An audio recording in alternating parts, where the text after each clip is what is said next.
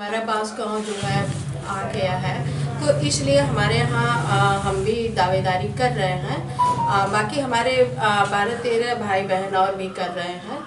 तो हमारी पार्टी का ये है कि ज़मीनी नेता कौन है, ज़मीन पे चल रहा है, जो हमेशा मतलब पदों पर रह के काम किया हो।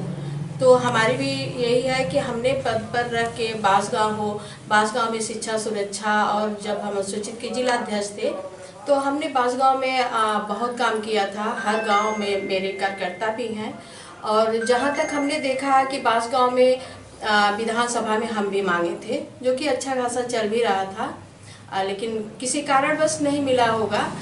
तो चौरी चौरा जैसे कि बांसगांव हमारी पूरी तरह से हमारे द्वारा तैयार किया गया है, और चौरी चौरा का हम रहने वाले हैं। तो चौरी चौरा भी हमारा, चौरी चौरा से महादेव प्रसाद जी यहाँ से ही जाके वहाँ चुनाव लड़े थे और लोकसभा जीते भी थे।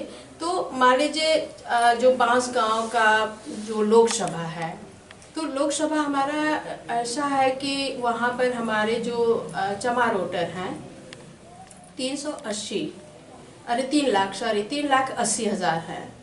तो इसके वजह से वहाँ पर चाहे महावीर प्रसाद हुए, चाहे महादेव प्रसाद हुए, चाहे तो हमारे मतलब सदर प्रसाद हुए, वहाँ की जनता उनको हाथ पे लेती रही है। और कांग्रेस की तो पुश्तैनी सीट है बांसगांव। अच्छा, आगामी अभी वर्तमान में सांसद उन पे क्या कहेंगी, उनके कार्यों पे क्या कहेंगी?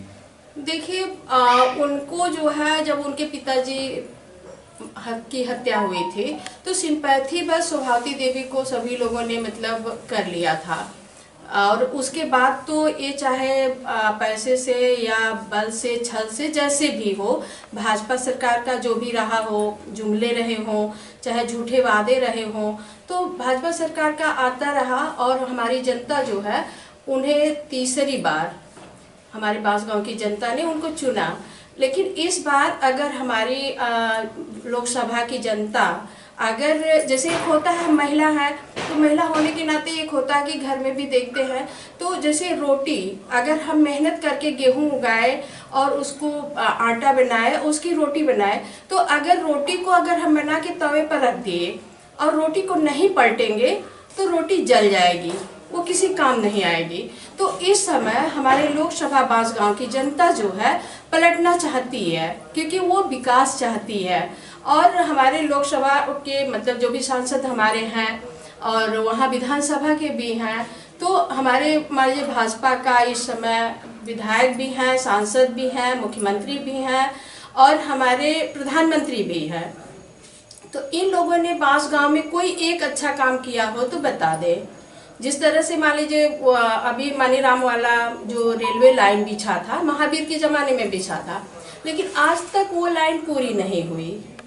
अगर बांसगांव की जनता चाहती है, वहाँ से दूरी तय करती है, आती है गोरखपुर, तो गोरखपुर से अच्छा कि उसे रेलवे स्टेशन अगर वहाँ बन जाएगा, रेलवे लाइन पूरी हो जाएगी, तो वहाँ से वो आराम से जा सकती है। और बांसगांव की जनता की मांग ये भी है कि जिला बनाया जाए। तो बांसगांव का जिला बनाना, क्योंकि उतने विद्यालय, जितनी ज़रूरत होनी चाहिए एक जिले की, कि वहाँ पर उतने विद्यालय भी हैं, उतने बैंक भी हैं, उतने हॉस्पिटल भी हैं। क्या आश्वासन मिला आपको इंडिया कांग्रेस पार्टी द्वारा आपको? देखिए, पार्टी से यह है कि आप लोग अपना दावेदारी करिए, बाकी हमारी पार्टी के बड़े नेता उसको तय करेंगे कि प्रत्याशी कौन होगा। तो हमारा सुझाव है कि भाई अगर एक महिला को उतारा जाता है तो मान लीजिए आधी आबादी महिला है, बाकी कास्ट वोट है, बाकी हमारे क्षेत्र की जनता देखिए पिछड़ी और दलित ये सारे पलटना चाह रहे हैं, और हमारे सामान्य वर्ग के भी लोग उसको सोच रहे हैं कि नहीं, इस बार कोई नया आए लोकसभा बांसगांव में।